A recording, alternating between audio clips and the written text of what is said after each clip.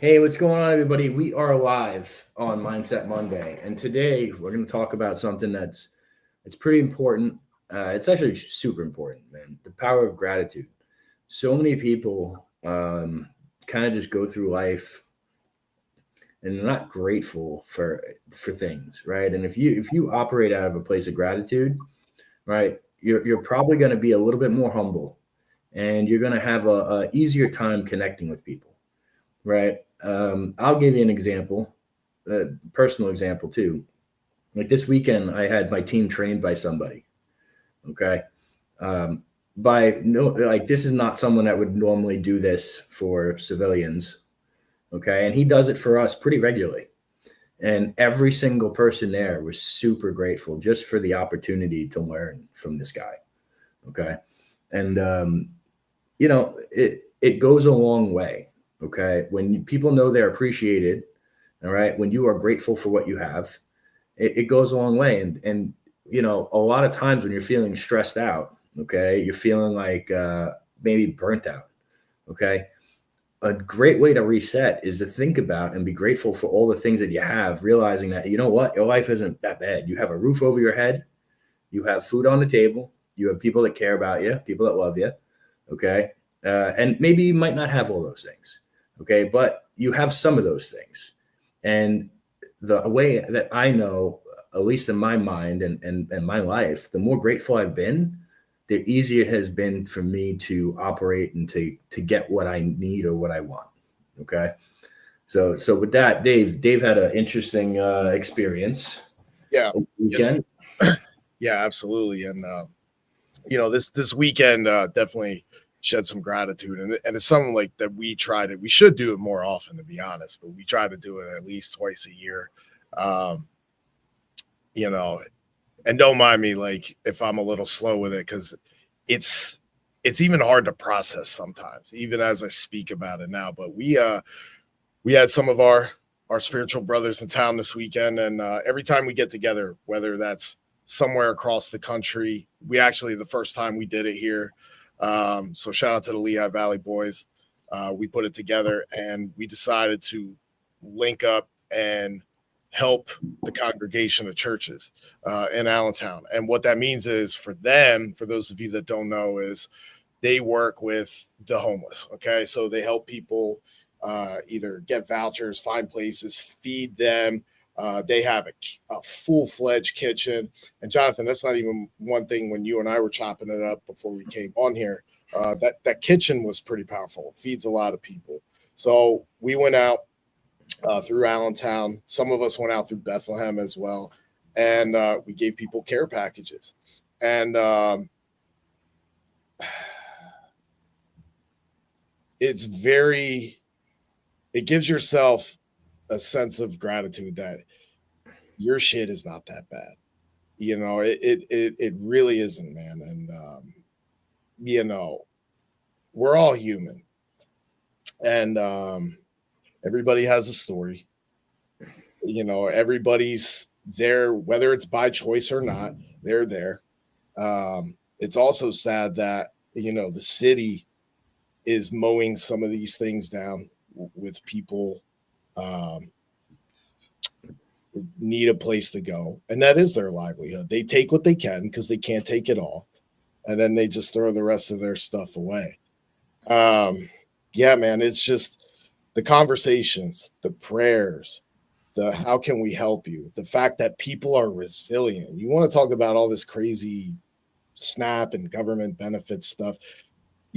Sure. Do people need that? Yeah, absolutely. Do a lot of them not need it? Yeah, probably more than that. But the crazy thing is, those people probably need it the most, and they're not saying a word. So I find it very fascinating how resilient they are. They'll show you what they built, right? Between the tents, between hooking up car batteries.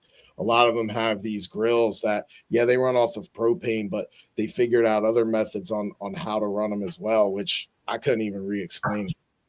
A lot of them have animals, and they'll make the decision to stay in that situation because they can't take their animals with them and go a lot of places. And the animals need help too.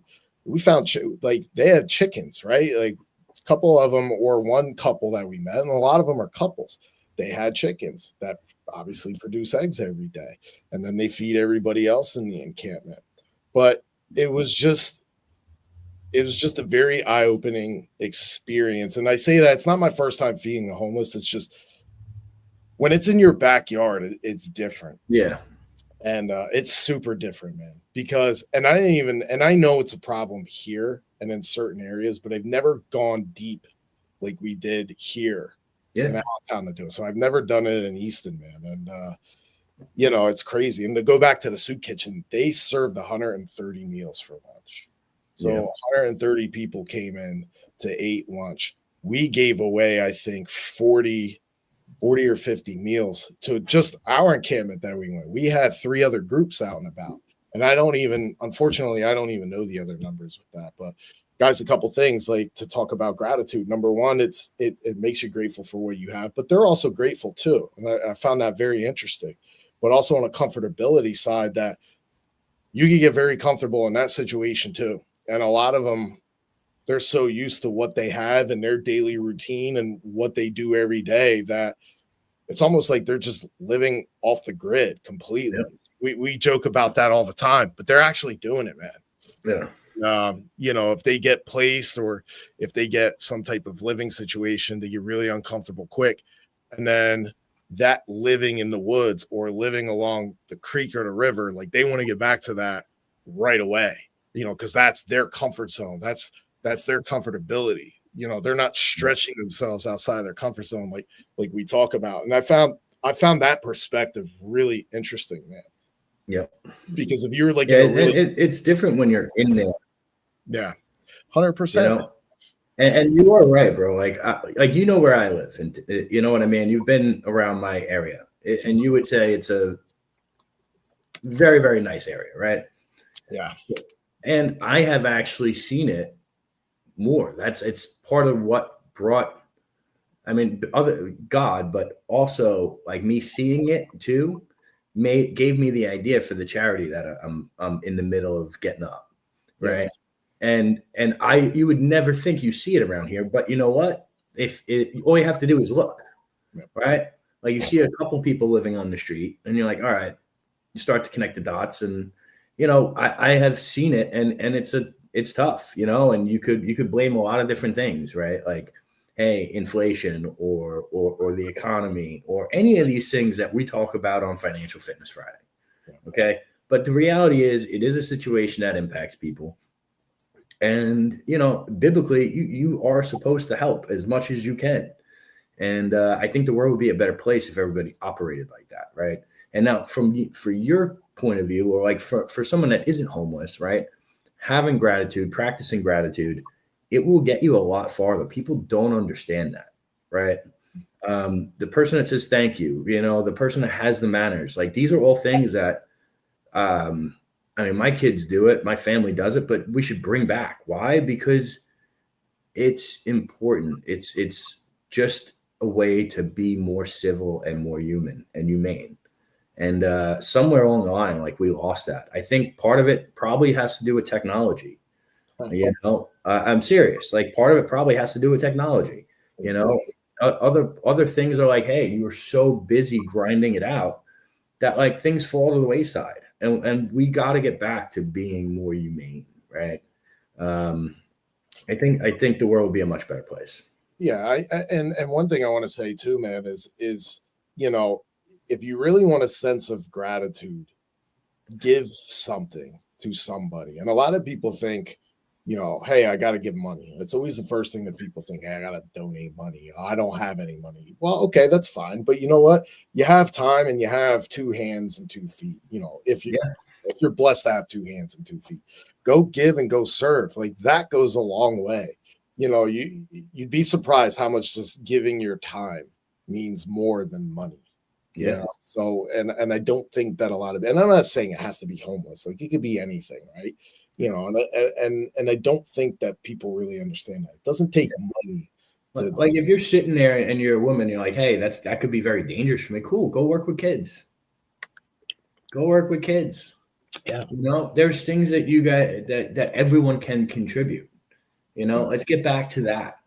And it just go a long way. I'll give you guys a great suggestion, because this is something that I learned, right? Go to your local library and see what you can do and give as a resource to them. And here's why. Here's from the homeless standpoint. And I know probably in these colder climates up here, because it is starting to get cold here. Yeah. A lot, and I'll use the homeless as an example. A lot of homeless people go into libraries and they charge their phone. They hang out there. If the shelter's not open, if they want to get warm, they need to go to the bathroom, or just it's something simple as wash their hands. They'll go to they'll go hang out at a library, but it doesn't have to be them. Talk to the librarian or the head librarian, right? See what you could do there. I can promise you, they would surprise you, and they would give you a plethora of things that you could do to help, or give you guidance or different resources to go, hey, like, we don't have this here, but go over here, and that they'll be willing to help you out with that. There's something interesting about the library, man. We couldn't, we tried to go to these last encampments. There wasn't anybody around, and we had, I think exactly, we had like about 15 or 20 meals left. We went inside the library with the two people from the congregation that were with us. They talked to like 2 or 3 people. It's like, hey, we're going to the library. And I was like, well, the library? That's interesting. All she did was talk to 2 or 3 people. Hey, we have some meals. You want to come? You have to go outside. You can't do it inside. Hey, if you want to come out and get them, yeah, go ahead. We're sitting out there. And freaking like 13 people came outside. Yeah. And it's just like, wow. Hey, you gotta know who to know, right? Yeah. Anything else? It's crazy, man. So, guys, just, it really gave me a sense of gratitude this weekend, man. And a lot of times you really need that reset to just shift your focus. Yeah. Understand everything's freaking temporary, man. Everything. And it goes to like, hey, when you're stressed about something, especially at work, hey, I have to do this. No, I get to do this. Right. It's and this whole thing shifts your mindset in such a way that it makes it easier to operate. All right. Hey, I hope this helped you guys. All right. We will catch you on Financial Fitness Friday. Last Financial Fitness Friday was an absolute banger. All right. Even though Dave wasn't there, we covered 50-year mortgages, 15-year car loans, and digital ID. Yeah, you missed one, dude. We went 20 minutes. It was a good one. We're out in the woods. Yeah. I appreciate you guys for tuning in, and we'll catch you on the next one. Be great, y'all.